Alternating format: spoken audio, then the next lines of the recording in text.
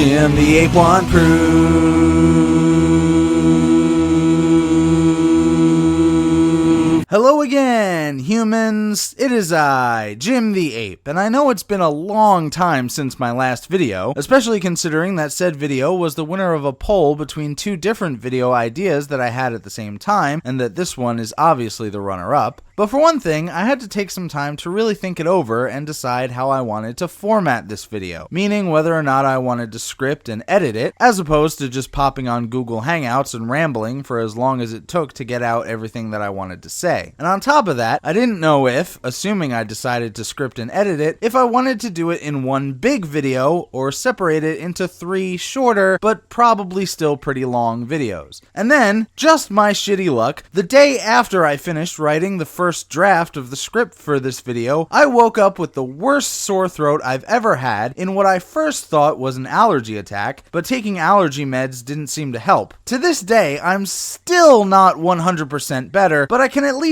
speak at a reasonable volume without being in too much pain. So, taking all that into consideration, I ultimately decided on one big long video that I will record in shorter segments and edit as I go, for those of you who might be curious. But I definitely wanted to follow through on this video because while there are more serious things I could be talking about, I really would like to take a break from all the social media drama and political issues to instead talk about something more fun, like entertainment. Which brings us to the topic of today's video. Here is my ranking of all 22 movies in the Marvel Cinematic Universe so far, or as the 11-year sprawling epic is collectively known, the Infinity Saga. But before I get into the list, I wanted to give a brief summary of how the idea for this video came about. I mean, besides the obvious fact that list videos are ubiquitous on YouTube, and even a jaded cynic like myself can't help but click on them. The thing is, I was super hyped for the release of Avengers Endgame. So much so that I pre-ordered my ticket to go see it 3 weeks in advance of the earliest day that screenings were available to the public. Luckily for me, I knew that day of the week was my one day off of work. And then, a few days later, I got the idea to watch all of the MCU films in order of their release leading up to going to see Endgame. So, kind of like a marathon, but only watching about one movie a night for the most part. Though, due to not starting exactly 3 weeks in advance, I had to cram a little bit. Then, after I saw all of them again, and Endgame for the first time, I decided to make a video ranking them. To help me solidify the list, I first separated the movies into 3 general categories. Since, in my opinion, there isn't a single legitimately bad movie in the MCU so far, said categories were great, pretty good, and mediocre. These 3 categories would have been the 3 separate videos had I decided to cut this video up. But since I didn't, let's get started on actually talking about the movies and laying out my list. Oh, and I forgot to mention that while some of these movies are awfully close to each other in terms of quality, and I found it hard to put one over the other, I forced myself, for simplicity's sake, to not have any ties. Every slot has exactly one movie in it, and every movie has a slot. So let's start at the bottom. Now, keep in mind that, at least for this particular list, I found it extremely difficult to settle on my top 5 or 6 and my bottom 3. Again, I don't think any of these movies are completely bad, just mediocre or mixed. But the bottom 3 have the closest claim to being bad. My number 22, and the lowest on the list, is The Incredible Hulk. And in a way, this movie should be forgiven, because it was literally the second movie in the MCU, and they didn't have their formula down yet. They were still trying new things. I like the casting, even though we only got to see Edward Norton as Bruce Banner in this one movie. Tim Roth is always an excellent villain, even in that shitty Planet of the Apes remake. The CGI effects for the Hulk and Abomination and all the destruction they caused was pretty good too. But the biggest problem with this movie, and the reason it's at the bottom of the list, is quite simply because, ultimately, it's much more boring and forgettable than all the other movies in the franchise. My number 21 is Thor: The Dark World. This movie also suffers from being boring and forgettable, but not quite as much due to a few bright spots. Namely, Tom Hiddleston as Loki, in one of the best roles in the entire MCU, although there is definitely tons of competition in that arena. Chris Hemsworth is also really good as Thor, but he isn't given much to do in this one, except worry about his bland girlfriend, Jane Foster, who is played by Natalie Portman, an actress capable of a far far better performance than she's able to give in this movie. Sir Anthony Hopkins is doing his Sir Anthony Hopkins thing as Odin, but he doesn't do much either. Also, Prince Charming turned into Shazam all of a sudden. And if you get both parts of that reference, you're either awesome or you looked it up on IMDb. But of course, the bad parts of this movie are basically three major things. The first being the villains, whose motivations are unclear even with having recently rewatched the film trying to understand them. I know the movie said that they wanted to cover everything in darkness because they're the dark elves, but I don't know why, and they didn't make me feel their beef with the Asgardians. As far as I can tell, they hate them just because King Bor, yes, that is his name, father of Odin, the supposed Allfather, was the one who defeated them the first time. Malekith is weak and forgettable, and you have to read most of his dialogue because I think he only speaks English to Thor once in the final battle, and the rest of the time he's speaking Dark Elvish, presumably talking about one ring to rule them all. Also, Darcy. Look, I love Kat Dennings because I think she's really hot, and she has a big honkin' pair of tits. I can motorboat those bad girls all day, but her character in this movie, and even in the first Thor, makes me want to sew her mouth shut while I do it. She isn't funny, at least not in this. She just comes off as annoying. And last but not least, the tone. In a nutshell, it goes for the dark and gritty, maybe a bit too hard with severely gray color palettes, and then the comic relief they try to throw in to lighten it up is just annoying and terrible. But on the plus side, it is more memorable and slightly less boring than The Incredible Hulk. My number 20 is a movie that I seriously thought was going to be the very bottom of the list. The main reason it isn't is because it was more superficially entertaining than the previous two movies. I'm of course referring to Captain Marvel. Now, to be honest, I was kind of looking forward to this movie at first. I didn't know much about the character going into it because I'd never read the comics, and I was interested to see how it would factor in after Infinity War. And then the promotional campaign for the movie started, and Brie Larson started opening her mouth and saying some very disagreeable things, in my opinion, and the opinion of many other YouTubers. Not to mention the recent drama surrounding a certain deleted scene that refutes the idea that the titular character is a noble warrior hero as she claims to be. And look, I could make an entire video on that stuff alone, and we all know that several other YouTubers already have about 1,000,000 times over. So I'm just going to stay focused on the movie itself and talk about why it's in this place on the list. Like I said, it's more entertaining than the last two on a surface level. If you turn your brain off, it can be a fun popcorn sci-fi action movie. Samuel L. Jackson is great as Nick Fury, as always, and the CGI effects to make him look younger are so seamless that you'd swear they actually filmed his part of the movie in 1995. It was good seeing Clark Gregg return to the big screen as Philip J. Coulson, but he was a S.H.I.E.L.D. rookie in this, so he didn't really get much to do. Ben Mendelsohn was also really good, and the effects on the Skrulls were also on point. I don't know the names of the actresses who played Maria and Monica Rambeau, but they were also really good. Believe it or not, I actually found Jude Law kind of bland and forgettable for the most part. But let's talk about the story. Well, there wasn't much to it. There's a war between an alien race of blue people, the Kree, but let's just call them Smurfs, and green shape-shifting aliens called Skrulls, but let's just call them Karma Chameleons because they come and go in this movie. At the start of the movie, the block of wood that is the main focus of the movie is living in Smurf Village with amnesia, and Papa Smurf tells her she needs to keep her emotions in check. To which I responded, what emotions? Anyway, instead of recapping the whole movie scene for scene, I'll try to sum it up. The block of wood recovers some memories and finds out bits of information about her past at moments of plot convenience, realizes that the Smurfs have been lying to her the whole time and they're the real bad guys, so she fights them, stops them from destroying the Earth or something, and then fucks off to find a homeworld for the Karma Chameleons because that's all they ever really wanted. By the way, the twist about the Kree being bad guys was no surprise to anyone who watched and paid attention to Guardians of the Galaxy or that one season of Marvel's Agents of S.H.I.E.L.D. where they were in space and in the future. Anyway, I ended up getting into a pretty heated argument with Hugo and Jake of the Bible Reloaded fame and randoms on Twitter who I can only assume are fans of theirs because I criticized this film. My primary criticism was that Carol Danvers, aka Captain Marvel, aka the main character, aka the block of wood, had no character arc. Here's what I mean by that. A character arc is when the character has a distinct personality at the start of the film or show that they're in, and then the events of the story affect them in certain ways that change their personality in a natural or believable way. So to me, starting the character off with amnesia and then having them recover memories for plot convenience is not character development. It's just lazy writing. And there's a ton of that in this movie. I really cringed at one particular scene where the Karma Chameleons are going through her memories that she herself doesn't have access to because alien technology, blah blah blah, they can do that, whatever. And basically, there's just a montage of every man in her life, including her father, being an over-the-top sexist jerk to her, saying things like, "You can't do this because you're a girl." And in this scene, we get the absolute worst line in the movie because she's training to be a test pilot for the Air Force, since women weren't allowed to fly combat. Some guy goes up to her and says, "You'll never be a pilot. You know why they call it a cockpit, right?" And my poor eyes could not have rolled back into my skull hard enough. Look, I don't know what it's like to be a woman, obviously, and I know that there are definitely some asshole guys like that out there, but this movie seems to be implying, in my view anyway, that all women go through that shit all day, every day, and all men are just like that. Except for Nick Fury, of course, who was portrayed in a positive light because he's a legacy MCU character. Brie Larson probably thinks Samuel L. Jackson is her bestie, and to be fair, they have what could loosely be called chemistry.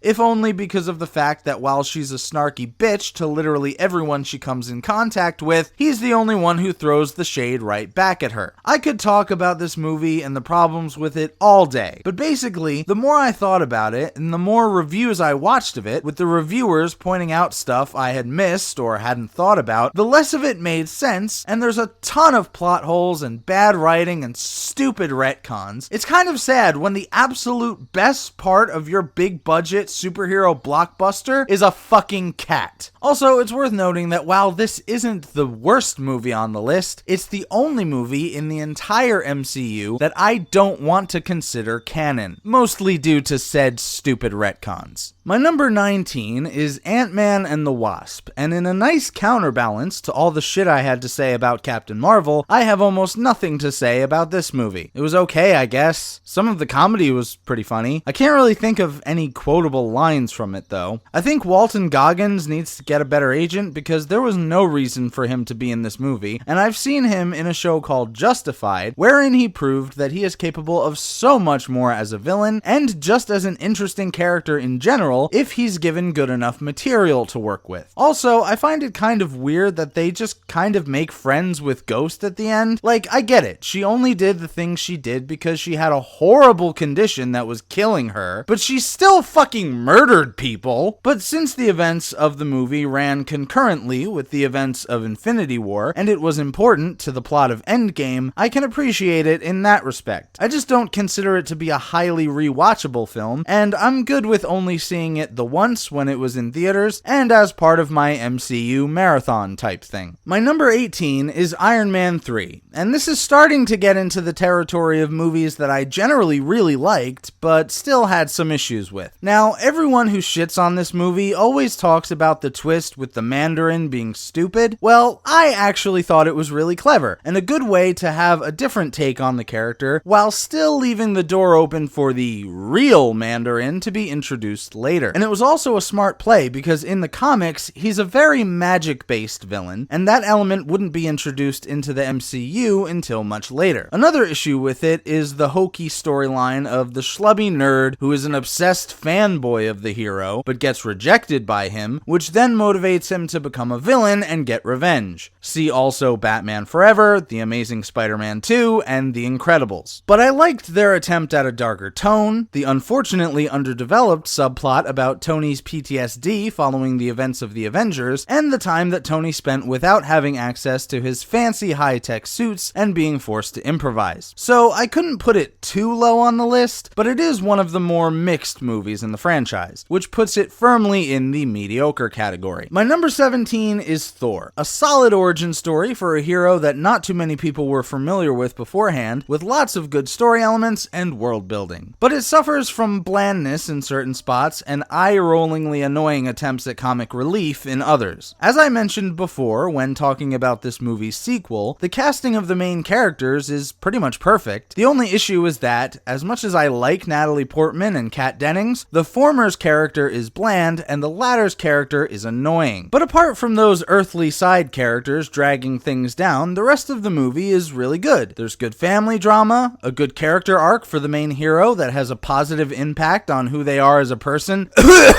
Captain Marvel!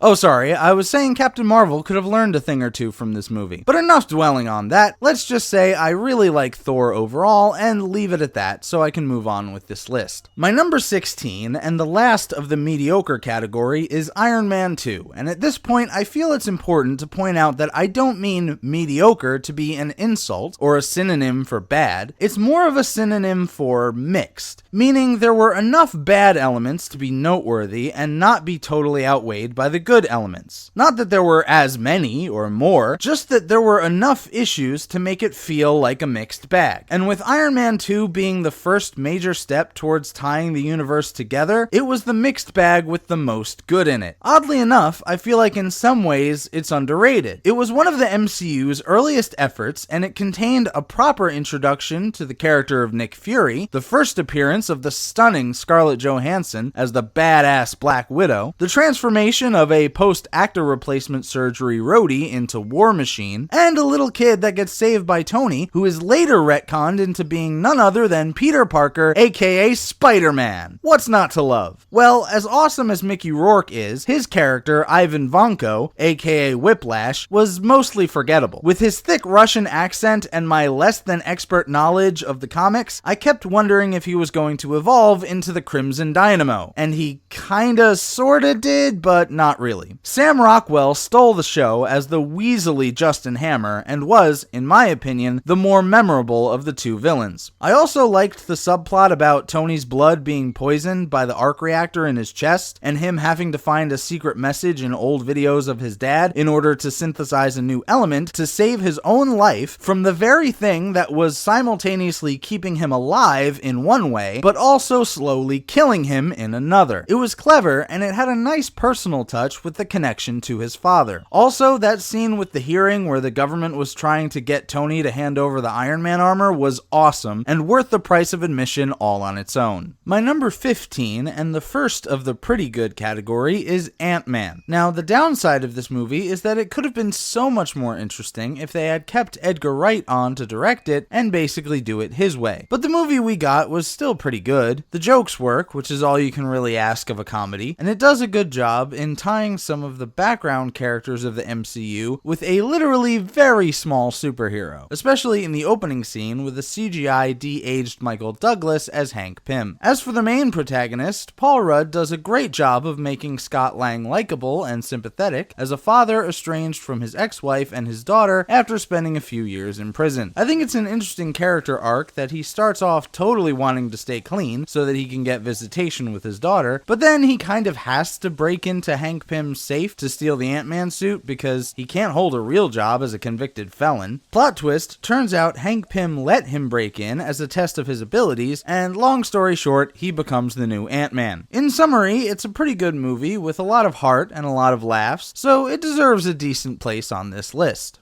My number 14 is Black Panther, a movie that a lot of people would probably put at the top of their list if the hype is anything to go by. I missed the opportunity to see it in theaters, but I saw it at home as soon as it came out on digital. And while I can't say that I think it's as groundbreakingly awesome as some people say it is, it's still a pretty good movie, hence why I put it in this category. I didn't think it was Oscar worthy, but I also understand that it may have been more significant to a certain other demographic of people due to the culture on which it is based. Keep in mind, though, that a movie is supposed to at least be entertaining to people of all demographics, and I feel like it succeeded in that. But from my perspective, it only did so to the degree of a mid-tier Marvel movie, which is what it was to me. Now, I don't want to make it sound like I'm bad-mouthing the film, because I'm not. I'm just trying to quell some of the hyperbolic praise of this film down to a reasonable level, in my opinion. The story is still very good. It's a bit like The Lion Lion King in some aspects, and now that you've heard that comparison, you may start to see the parallels. It is kind of weird how they retconned the Black Panther powers into a power on and power off juice, and it's highly questionable how this super advanced society with all this crazy technology would still think it's a good idea to not only be ruled by monarchy, but to decide who is king via hand-to-hand combat on the edge of a waterfall. That seems like a bizarre mix of technological advancement and cultural primitivism that I just don't see as being likely to exist in the real world. But on the plus side, the villain is understandable in his motives, if a bit extreme in his methods. Some of the banter between T'Challa and Shuri is legitimately funny, and most of the characters are interesting and well acted, especially the character of M'Baku, known in the comics as Man-Ape, so he has a very special place in my heart, who was a tough warlord with a sense of humor. Unfortunately, there were a few aesthetic choices that I found to be silly and kind of out of place. Mostly the infamous war rhinos, the energy shield blankets, the CGI catsuit fight at the end, and the completely bloodless throat slitting. But putting all that aside, it was still an enjoyable movie and a decent entry into the MCU franchise. My number 13 is Spider-Man Homecoming, which, like Black Panther, was the solo follow-up to a character that was introduced in Civil War. Not only that, but Spider-Man is probably my second favorite superhero of all time, behind the perpetual champion of the number one spot, Batman. So naturally, I have high hopes whenever a new Spider-Man movie is made, and this one delivered. This version of Peter Parker is fantastic in so many ways. One might even say amazing or spectacular. First of all, he's much more believable as a high school student. I don't know how old Tom Holland actually is, but he has a youthful look about him, so that part feels authentic. For another thing, and this was pointed out to me by a YouTube video I watched once, and I was like, oh yeah, good point. He actually has a Queen-style New York accent in the movie. Granted, Andrew Garfield sounded like a New Yorker in his portrayal, but this one seemed much more authentic, despite the actor in question being British. My mind goes to that scene where he's ordering a sandwich from a corner store. That's a very New York thing to do. Anyway, he also has funny banter and cracks wise, but it never gets unbearably annoying as it can in some iterations of the character. And he pulls off the lovesick puppy vibes that come standard with any Peter Parker and his various love interests. The only downside is that his life seems to be going really well. Anyone who's familiar with the comics will tell you that Peter Parker's life is one never-ending parade of shit where he can't hold a job, can't pay his rent, and everyone he knows and loves either dies or becomes a supervillain and tries to kill him. But on to the other aspects of this movie, the villain is once again understandable and sympathetic in his motives. Michael Keaton going from Batman to Birdman to Vulture just completes the bizarre trend of him playing characters based on flying animals. And in this movie, he's basically a thief and seller of high-tech alien weapons because he was on the cleanup crew after the events of the first Avengers movie, but he lost that job when Tony Stark created the organization known as Damage Control. And not only is he a well-written, sympathetic villain, but Keaton's performance is one of the highlights of this film. I also love that this movie introduces some other Spider-Man villains that may show up later, like Herman Schultz, aka the Shocker, but the one I'm more excited about is one that only true Spider-Man fans will know at first glance. In the scene where Vulture is doing an arms deal on a ferry, the guy he's dealing with is named Mac Gargan, and he's played by fucking Voss from Far Cry 3. He shows up later in a post-credit scene in prison with a very Voss-like scar on his face and a tattoo of a scorpion on his neck. I knew it from the name Mac Gargan alone, but the tattoo gives away that he's playing the villain Scorpion. So I'm really hoping that he shows up in a future movie with his mechanical tail to tell Spider-Man the very definition of insanity over and over and over again. And I really hope they don't recast him. But anyway, the stuff with Tony Stark is really good. I like how the MCU turned him into a surrogate father figure for Peter after the thankfully off-screen death of Uncle Ben. And I especially like the line,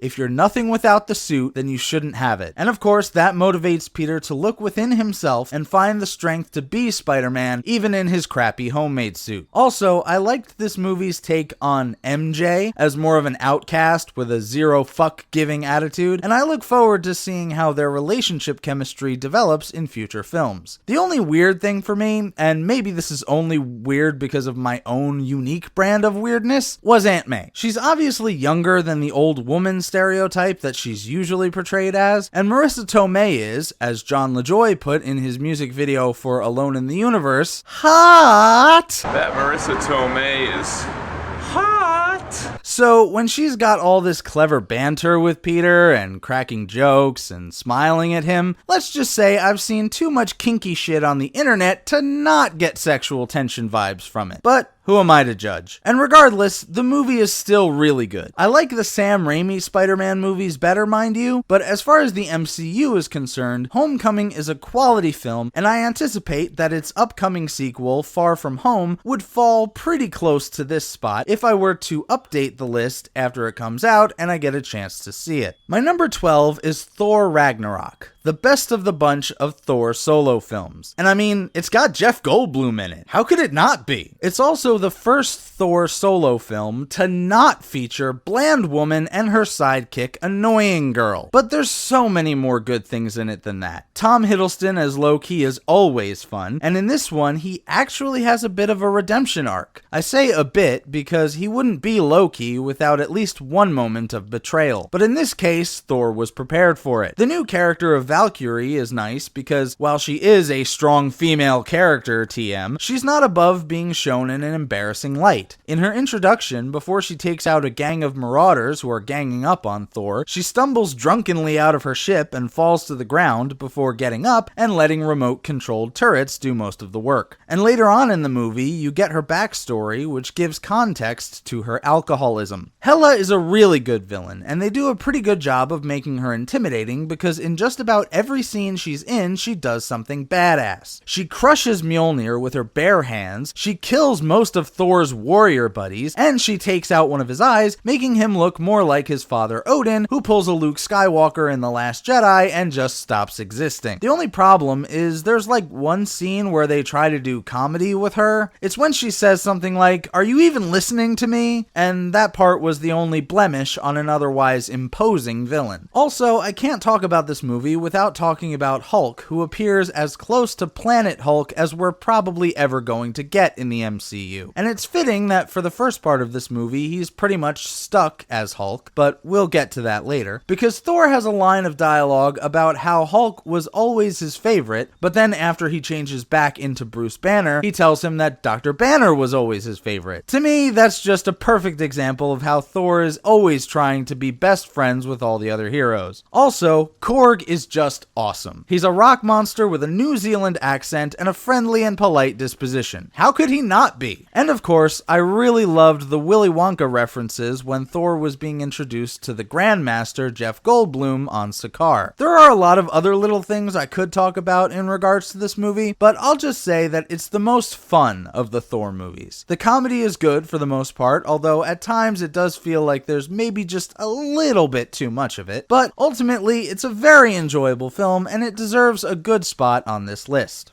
My number 11, and the one that just barely missed being in my top 10, is Doctor Strange. I don't think I have a lot to say about it, but it is a good origin story and a nice way for the MCU to introduce the concept of magic to its more science fiction-y universe. Start with a character who is naturally skeptical because, as a surgeon, he's used to dealing with cold hard science. Put him in a CGI car wreck that looks like it should have killed him about 100 times over, but it just destroys the use of his hands. Then he spends all his riches trying to fix his hands, and since nothing works, he gets desperate enough to seek out alternative healing remedies, which leads him to going to the secret place where the real magicians are. And I like how he keeps his skepticism even as the Ancient One starts showing him all the crazy shit that magic can do. He's like, "You gave me tea, so it must have been laced with drugs." But of course, they explain it as basically science that most people don't or can't understand yet, involving alternate dimensions and the like. Of course, the famous "Dormammu, I've come to bargain" scene is the highlight of the movie, but that's far from the only good scene in the movie. I really like it as the origin story / first solo film of a single character that isn't one of the original 4 Avengers, and that's why of that particular subcategory of MCU films, this is the highest one on the list. And now to get into my top 10, which of course starts with my number 10, and that would be the highly underrated, in my opinion, Avengers Age of Ultron. I think people dump on this movie because they expected it to be as good as the first Avengers film, and since I haven't talked about that one yet, you can tell that I don't think it is either. But that doesn't mean I don't still really like it. One thing that this movie does that I doubt anyone expected it to do was that it gave Hawkeye a lot more character development without a whole lot of time or effort needing to be devoted to it. And seeing as how Hawkeye is treated as a meme and called the most useless Avenger, an assessment that I totally disagree with for the record, it's saying a lot that this movie changed that for those who actually paid attention to it. This movie also introduces quickly gone from the franchise Silver and Scarlet Witch, the latter of whom is a much better strong female character TM than Captain Marvel will ever be. And I can't talk about this movie without talking about the titular villain, played excellently by James Spader, who I've watched for countless hours, playing a charismatic criminal mastermind, working with an FBI task force to take down bigger threats on NBC's The Blacklist. This is not a paid advertisement, and it is a tangent, but I really enjoy that show, and the recent death of the villainous Anna McMahon was one of the funniest things I have ever seen, and I rewound it to watch it on a loop about 50 to 100 times. But I digress. It was an excellent choice to defy convention and give this big robot villain character a personality and emotions. Some might find that unbelievable, but I find it very entertaining and interesting to think about. But probably the highlight of the movie, even for those who didn't like it as much as I did, was the scene where the Avengers are at their "We defeated Hydra" victory party, and they're trying to see if any of them are worthy to lift Mjolnir, Thor's magic hammer. Now, if Doctor Strange had been with them at this time, maybe he could have hacked it with a spell, but while none of them who tried were worthy to lift it, Steve Rogers, aka Captain America, did make it budge just a tiny bit, and that was noteworthy as something that would likely be followed up on at a later time. For now, I'll just say that I think Age of Ultron is sorely underrated, and it deserves its spot at the beginning of my top 10 MCU movies, which is also its spot on this larger list. My number 9, and the last of the pretty good category, is Guardians of the Galaxy Volume 2. What can I say? Tasteless jokes aside, James Gunn knows how to make a movie, especially a Guardians of the Galaxy movie. So I was very happy when the news came out that despite the controversy from months ago, he had been rehired to direct Guardians 3. But as for Guardians 2, I thought it was one of the better sequels in the MCU, or just in general. It largely kept the tone and the charm of the first film, while adding in some new characters